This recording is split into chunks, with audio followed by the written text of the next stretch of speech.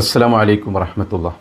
സമസ്തയുടെ 100-ാം വാർഷികത്തിൻ്റെ ഭാഗമായി ഇന്ന് കുനിയയിൽ നടക്കുന്ന ഇ.കെ. വിഭാഗം സമസ്തയുടെ 100-ാം വാർഷിക സമാപന സമ്മേളനത്തിൽ ബഹുമാനപ്പെട്ട കാന്തപുരം ഉസ്താദ് പങ്കെടുക്കുമോ, പങ്കെടുക്കണ്ടേ, അതിനോട് ആരൊക്കെ യോജിക്കുന്നുണ്ട് എന്ന തരത്തിലുള്ള ഒരുപാട് പോസ്റ്റുകളും ചോദ്യങ്ങളുമൊക്കെ സോഷ്യൽ മീഡിയയിൽ വല്ലാതെ കറങ്ങി നടക്കുന്നുണ്ട്.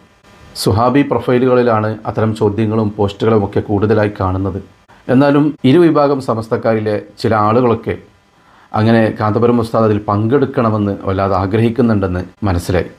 അതിൻ്റെ ഏറ്റവും പ്രധാനപ്പെട്ട കാരണം ബഹുമാനപ്പെട്ട കാന്തപുരം ഉസ്താദിനെ ലോകം മുഴുവൻ അംഗീകരിക്കുന്നു, ശത്രുക്കൾ പോലും ഇപ്പോൾ ഉസ്താദിനെ അംഗീകരിക്കുകയൊക്കെ ചെയ്യുന്നു എന്നതാണ് അതിൻ്റെ പ്രധാന കാരണം. മറ്റൊരു കാരണം നമുക്കെല്ലാവർക്കും അറിയാം. സമസ്ത പിളരുന്നതിന് മുമ്പ് അവിഭക്ത സമസ്തയിൽ ഉള്ള അന്നുണ്ടായിരുന്ന ഇന്ന് ജീവിച്ചിരിക്കുന്ന ഒരേ ഒരു വ്യക്തിയാണ് ബഹുമാനപ്പെട്ട കാന്തപുരം ഉസ്താദ് എന്നതാണ്.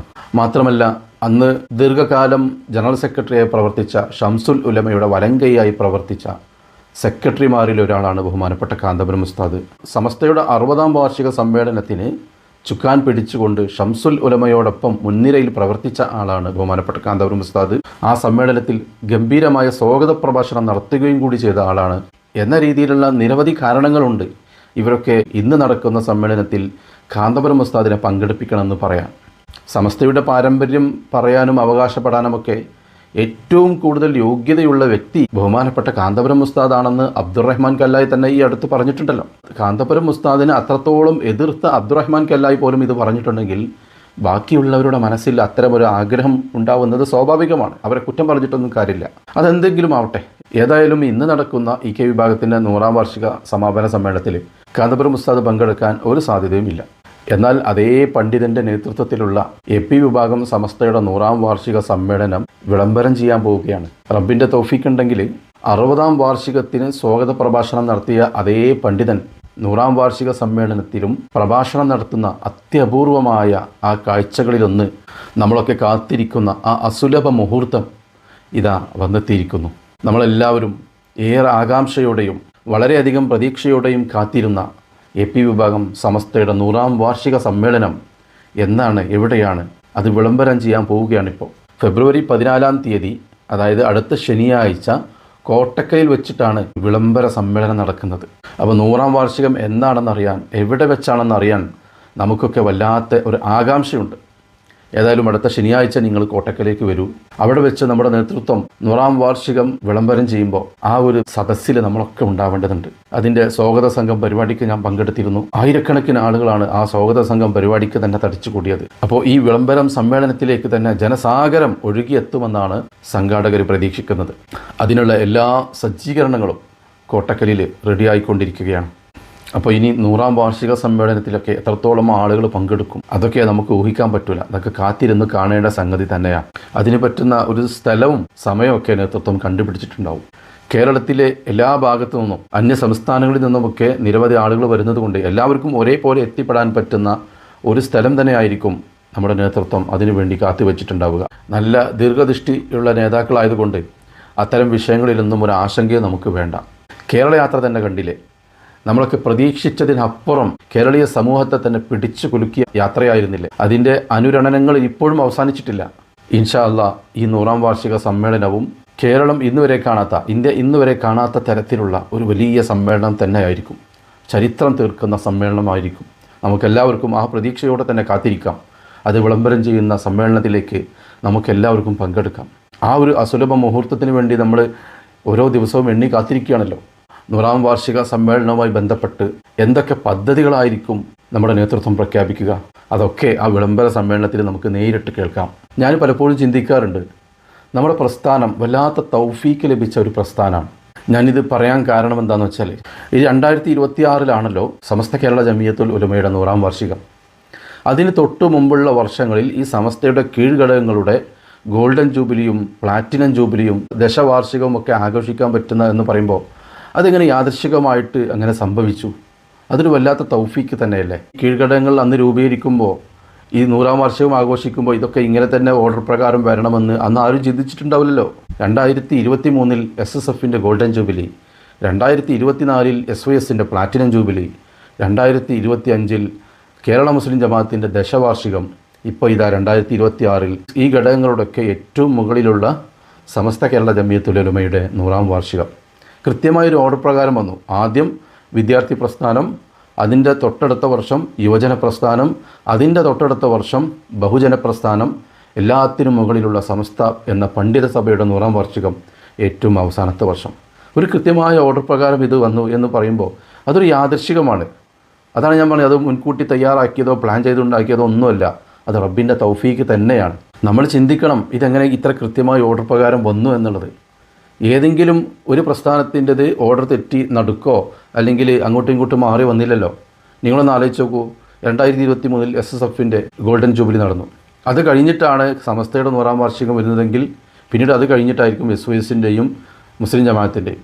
അപ്പോൾ അവിടെ ഓർഡർ തെറ്റി. ഇതങ്ങനല്ല. ആദ്യം ചെറിയ വിഭാഗത്തിൻ്റെ ഗോൾഡൻ ജൂബിലി, പിന്നീട് അതിൻ്റെ തൊട്ട് മുകളിലെ വിഭാഗത്തിൻ്റെ പ്ലാറ്റിനം ജൂബിലി, പിന്നീട് അതിൻ്റെ തൊട്ട് മുകളിലെ വിഭാഗത്തിൻ്റെ ദശവാർഷികം, പിന്നീട് അതിൻ്റെ തൊട്ട് മുകളിലുള്ള വിഭാഗത്തിൻ്റെ 100-ാം വാർഷികം. ഇതിങ്ങനെ ഒരു ഓർഡർ പ്രകാരം കറക്റ്റായിട്ട് വന്നല്ലോ. അത് നിങ്ങൾ ചിന്തിക്കണം എന്തുകൊണ്ടാണ് ഇങ്ങനെ വന്നത് എന്നുള്ളത്.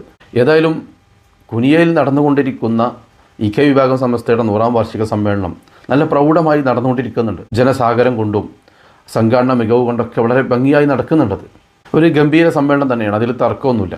പക്ഷേ ഈ സമ്മേളനത്തിനിടയിലും അവരുടെ ഉള്ളിലുള്ള ചില പ്രശ്നങ്ങൾ ഇങ്ങനെ നിഴലിച്ച് കാണുമ്പോൾ ആ സമ്മേളനത്തിൻ്റെ പ്രൗഢിക്ക് മങ്ങലേൽക്കുന്നുണ്ട് എന്നുള്ളത് മറച്ചു വെക്കാൻ കഴിയില്ല.